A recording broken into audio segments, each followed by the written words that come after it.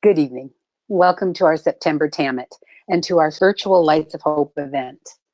We ask that you keep your microphones muted throughout to limit ambient noise. The work of the Addicts Mom has always been to give distraught and frightened moms and families a place to share without shame.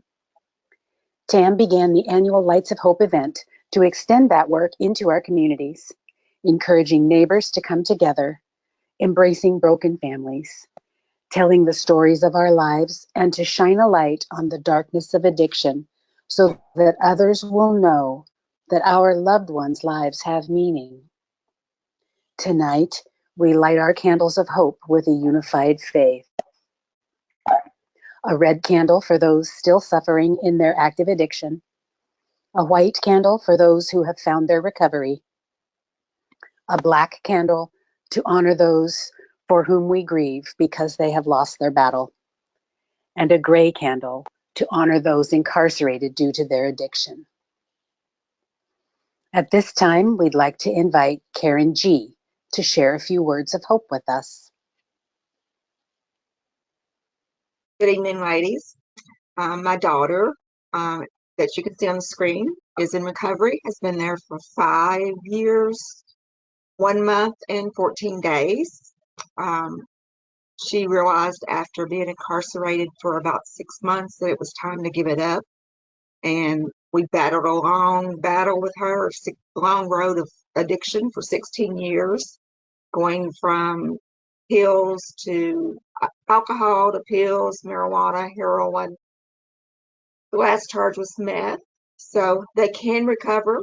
They do recover. She just bought her first home and moved into it 2 months ago. She had a little baby girl 4 years ago, and she also has a son that I've had custody of, off and on through his life, and he's now 9. So there is hope for those of our for those children that's still in active addiction. You just have to do what feels good to you to make them always know that you love them. Because she's told me time and time again, and I just visited with her today, that that's what kept her from, I guess, tipping over and not coming back each time. She come back every time and always made it back from whatever she was doing, because she knew I loved her unconditionally. For others, it may work differently, but that's all that I can say that worked with her. And I thank everyone for taking time to listen to me tonight. Thank you, Karen.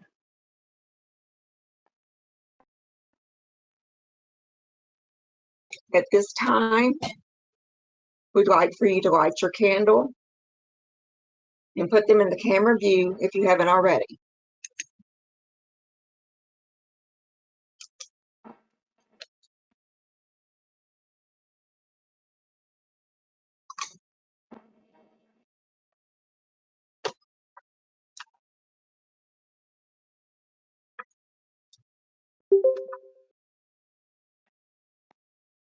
Looks like everybody's got theirs lit, so let's take a moment of silence to offer up our loved ones' names silently.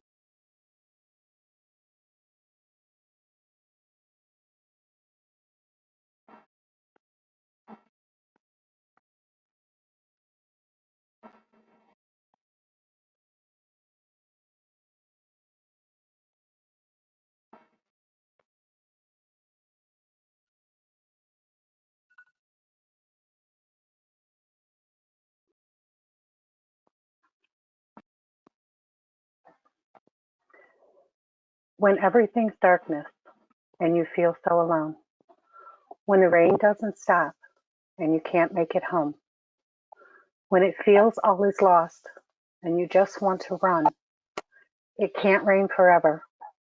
Just wait for the sun. When family is paying, when friends can't be found, when you just want to scream but you can't find the sound, when it's all your fault and you feel like you're done, just wait for the sun. The sunshine will come. The storm always passes. It won't last forever. The rain always stops and gives way to good weather. The brightest and warmest of days still to come. Please wait for the sun.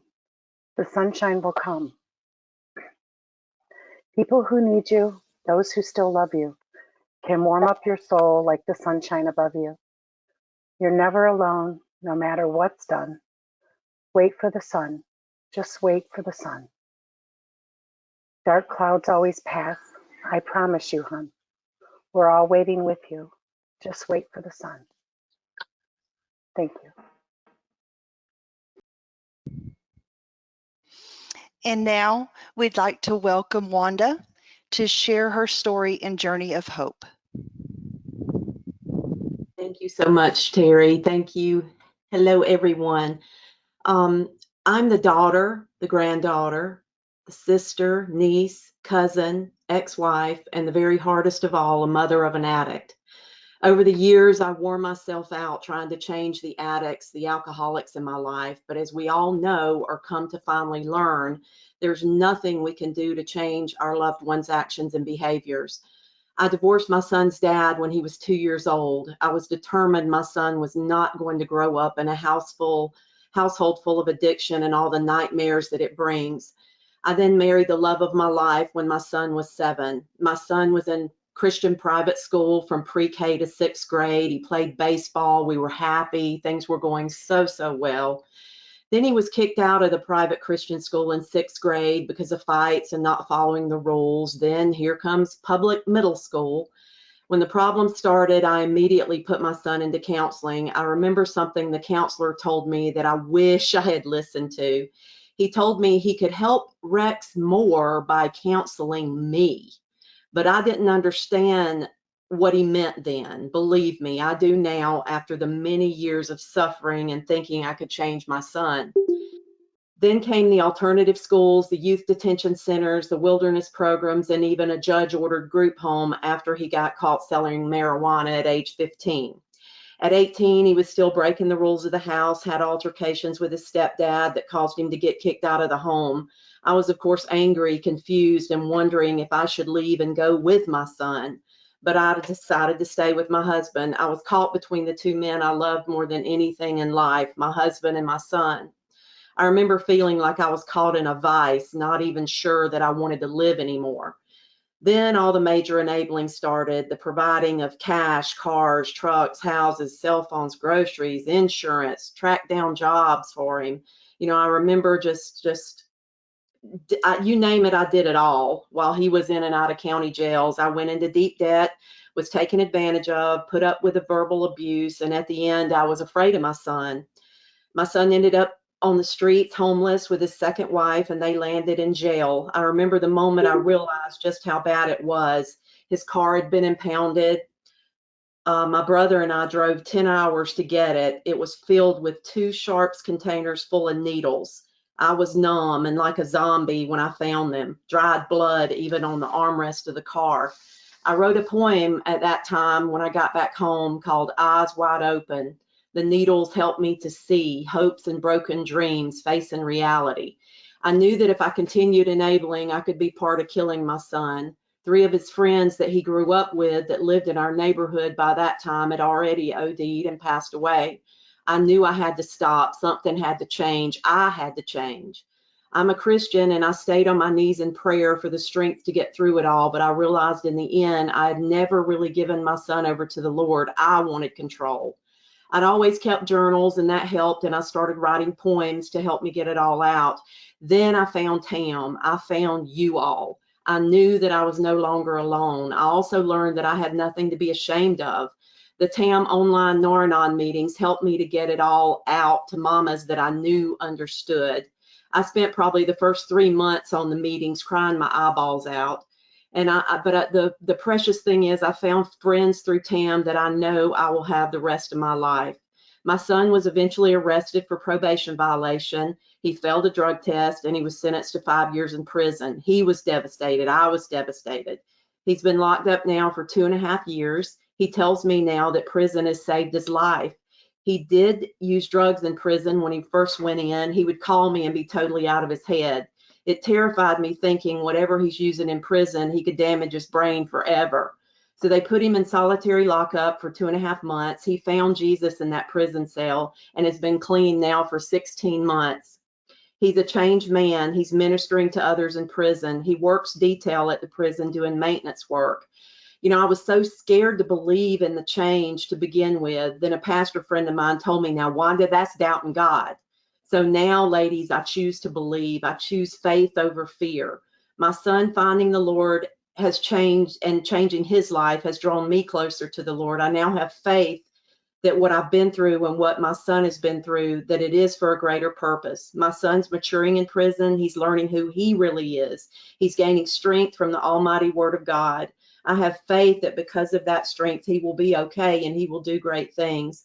I have a passion now to do exactly what Tam encourages us to do, to share without shame, to share our experience, strength, and hope with others suffering due to the addiction of a loved one. I'm happy now. I'm living now. I'm having fun now. I'm out of debt, and I'm looking forward to my future, my retirement, and walking a path that the Lord's laid out for me. I want to end this with the words from my son on a video I received from him a few days ago. I'm going to try to get through it without crying. Mama, I wanted to send this message to you. I love you, and I'm thankful for you. God is so good each and every day that he wakes us up. We move by faith, not by sight, and know that his will be done. I love you so much, and I'm so thankful for you. I'll be home soon, new and improved, and being the man of God and the son that God made me to be. I love you, Mama, your son. Thank y'all for letting me share my story.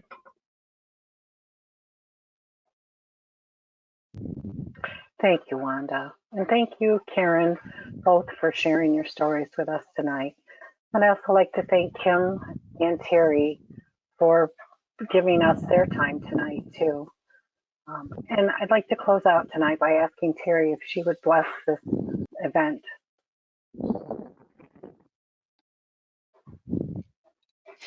Dear God, thank you for your great love and blessing over our lives, even when we don't always have the lens to see you at work. Thank you for your favor, that it has no end, but it lasts for a lifetime.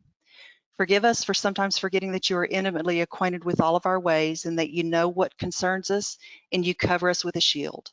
I ask that we would walk in your blessing and goodness today and every day as the moms and family members of those who suffer so greatly with substance use disorder.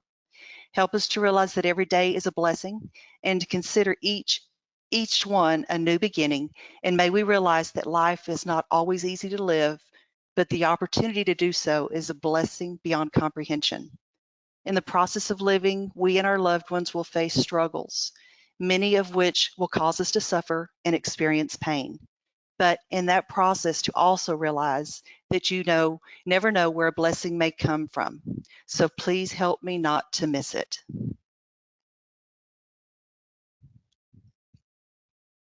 Okay, everybody, we just want to thank you so much for joining us tonight for our Tam at Lights of Hope event. And I just want to say that every one of you here is a warrior, and we're glad that you're part of our group. And always remember that hope costs absolutely nothing, but it is very, very true that it is the cornerstone of everything. Thank you all for being here tonight.